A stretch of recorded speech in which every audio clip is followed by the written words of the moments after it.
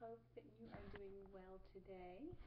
And we are in class, and we are going to be continuing to read Ramona Quimby Age 8. And we are going to start with Chapter 3, The Hard-Boiled Egg Fad. With all four members of the family leaving at different times in different directions, mornings were flurried in the Quimby household. On the days when Mr. Quimby had an 8 o'clock class, he left early in the car. Beezus left next because she walked to school and because she wanted to stop for Mary Jane on the way. Ramona was third to leave. She enjoyed these last few minutes alone with her mother now that Mrs. Quimby no longer reminded her that she must be nice to Willa Jean. "Did you remember to give me a hard-boiled egg in my lunch like I asked?" Ramona inquired one morning. This week, hard-boiled eggs were popular for third graders, a fad started by Yard 8, who sometimes brought his lunch. Last week, the fad had been individual bags of corn chips. Ramona had been left out of that fad because her mother objected to spending money on the junk food. Surely her mother would not object to a nutritious hard-boiled egg. "Yes, I remembered the hard-boiled egg, you little rabbit," said Mrs. Quimby. "I'm glad you have finally learned to like them." Ramona did not feel it necessary to explain to her mother that she still did not like hard-boiled eggs, not even when they had been dyed for Easter. Neither did she like soft-boiled eggs, because she did not like the slippery, slithery food. Ramona liked deviled eggs, but deviled eggs were not the fad, at least not this week. On the bus, Ramona and Susan compared lunches. Each was happy to discover that the other had a hard-boiled egg, and both were eager for lunchtime to come. While Ramona waited for lunch period, school turned out to be unusually interesting. After the class had filled out their arithmetic workbooks, Miss Wally handed each child a glass jar containing about 2 inches of wet blue substance. She explained that it was oatmeal dyed blue. Ramona was the first to say, "Yuck." Most people made faces, and Yard 8 made a gagging noise. "Oh, kids, quiet down," said Mrs. Wally. When the room was quiet, she explained that for science they were going to study fruit flies. The blue oatmeal contained fruit fly larvae. "And why do you think the oatmeal is blue?" she asked. Several people thought the blue dye was some sort of food for the larvae, vitamins maybe. Marcia suggested the oatmeal was dyed blue so the children wouldn't think it was good to eat. Everybody laughed at that guess. Who would ever think cold oatmeal was good to eat? Yard 8 came up with the right answer. The oatmeal was dyed blue so the larvae could be seen. And so they could. Little white specks. As the class bent over their desks making labels for their jars, Ramona wrote her name on a slip of paper and added, "Age 8, which she always wrote after her signature. Then she drew tiny fruit flies around it before she pasted the label on her very own jar of blue oatmeal and fruit fly larvae. Now she had a jar of pets. That's a really neat label, Ramona," said Mrs. Wally. Ramona understood that her teacher did not mean tidy when she said neat, but extra good. Ramona decided she liked Mrs. Wally after all. The morning was so satisfactory that it passed quickly. When lunchtime came, Ramona collected her lunchbox and went off to the cafeteria where, after waiting in line for her milk, she sat at a table. And just so you can see, there's the picture in the book of Ramona making her label, and there's her jar of fruit fly larvae. She sat at the table with Sarah, Janet, Marcia, and other third grade girls. She opened her lunchbox, and there, tucked in a paper napkin, snug between her sandwich and her orange, was her hard-boiled egg. Smooth and perfect, the right size to fit her hand. Because Ramona wanted to save the best for last, she ate the center of her sandwich, tuna fish, and poked a hole in her orange so she could suck out the juice. Third graders did not peel their oranges. At last it was time for the egg. There were a number of ways to cracking eggs. The most popular, and the real reason for bringing an egg to school, was knocking the egg against one's head. There were 2 ways of doing so: by a lot of timid little raps, or by one big whack. Sarah was a rapper. Ramona, like Yard Ape, was a whacker. She took the firm hold of her egg, waited until everyone at her table was watching, and whack! She found herself with a handful of crumbled shell and something cool and slimy running down her face. Everyone at Ramona's table gasped. Ramona needed a moment to realize. Here's the picture. What do you think happened? She cracked the egg on her head. And what does that look like? Was it a hard-boiled egg or was it not a hard-boiled egg? Let's see. It took her a moment to realize what had happened. Her egg was raw. Her mother had not boiled her egg at all. She tried to brush the yellow oak and slithery white out of her hair and away from her face, but she only succeeded in making her hands eggy. Her eyes filled with tears of anger, which she tried to brush away with her wrists. The gasps at her table turned into giggles. From another table, Ramona caught a glimpse of Yard Ape grinning at her. Marcia, a tall girl who always tried to be motherly, said, "It's all right, Ramona. I'll take you to the bathroom and help you wash off the egg." Ramona was not one bit grateful. "You go away," she said. Ashamed of being so rude, she did not want this third-grade girl treating her like a baby.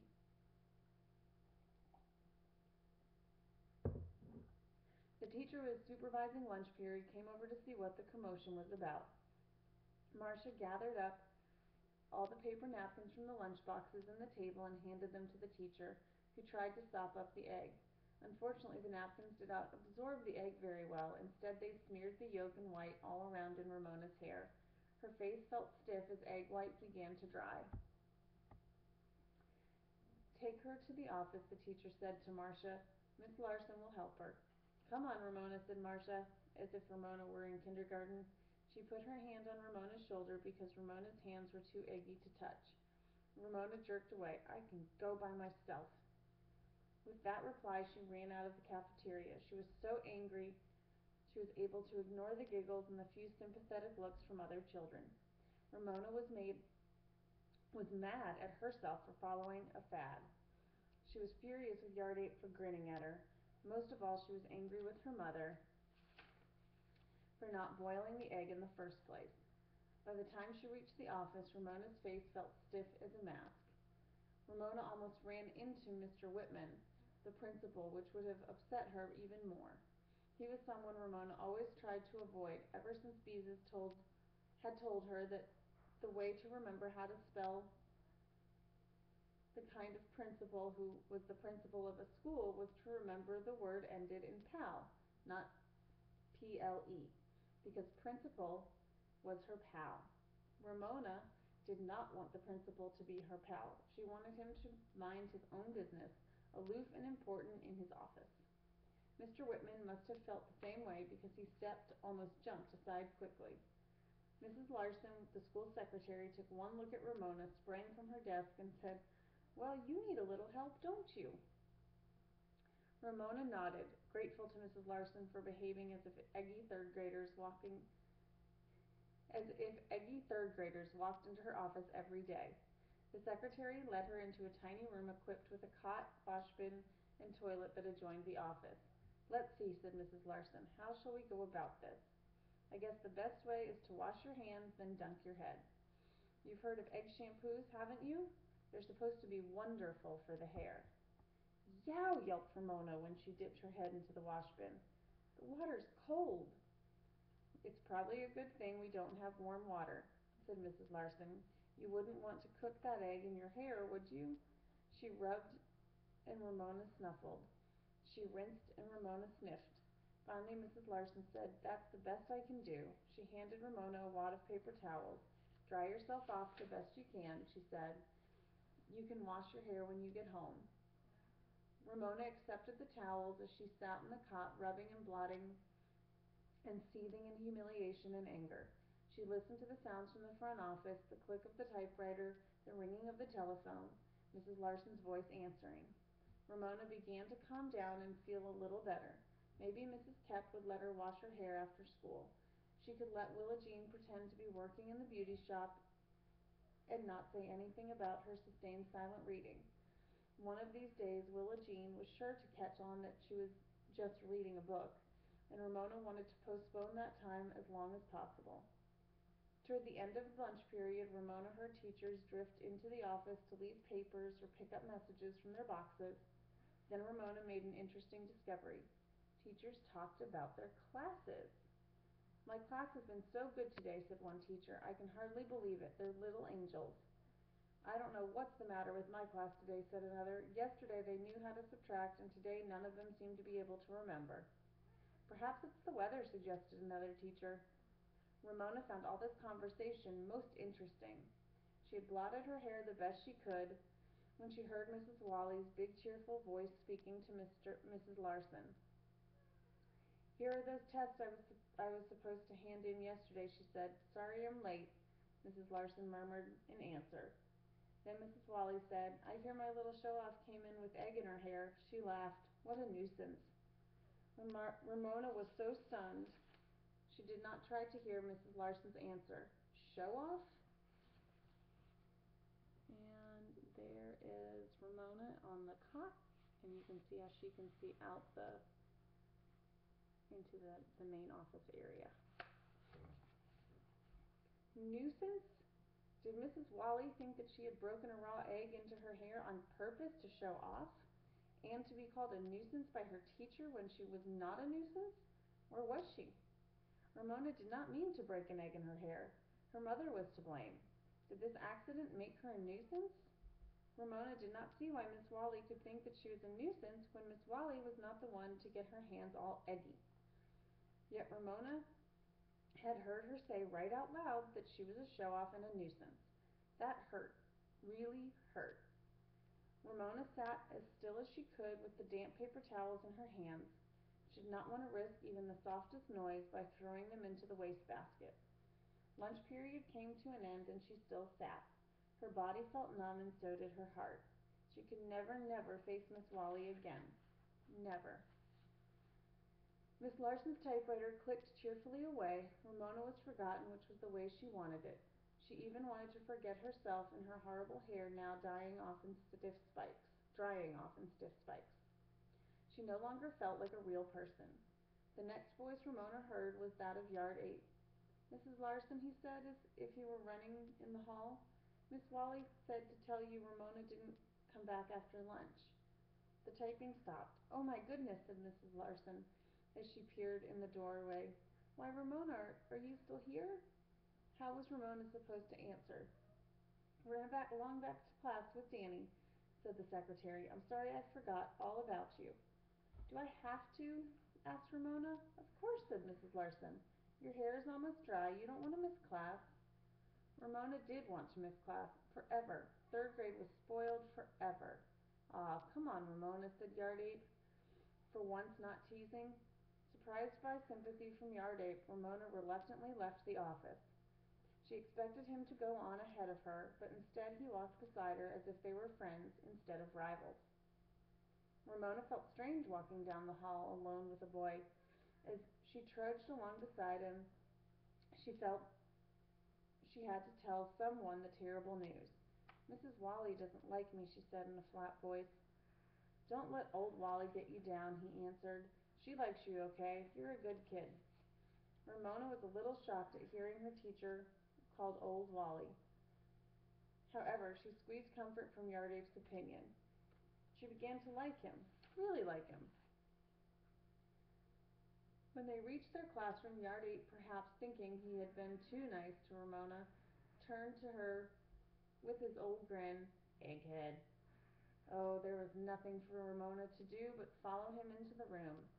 Sustained silent reading, or dear as Mrs. Wally called it, was over and the class was practicing writing cursive capital letters.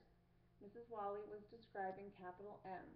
As she wrote it on the board, swoop down, swoop up, down, up again, and down. Ramona avoided looking at her teacher as she got out paper and pencil and began to write the capital letters of the alphabet in careful, even script. She enjoyed the work, and it soothed her hurt feelings until she came to the letter Q. Ramona sat looking at the cursive capital Q, the first letter of her last name. Ramona had always been fond of Q, the only letter of the alphabet with a neat little tail. She enjoyed printing Q, but she did not like her written Q. She had made it right, but it looked like a big floppy 2. Ramona, which Ramona felt was dumb way to make such a nice letter. Ramona decided right then and there she would never again write a cursive Q. She would write the rest of her last name, Quimby, in cursive, but she would always, no matter what Miss Wally said, print her capital Q's. So there, Miss Wally, thought Ramona, you can make me write a cursive Q if I don't want. You can't make me write a cursive Q if I don't want to. She began to feel like a real person again. All right. So it looks like Ramona is dealing with some feelings, not feeling so good because she heard something she didn't want to hear from a teacher. We'll see what happens with that, and we'll see what adventures she gets into next when we read chapter 4. Have a great day, everybody.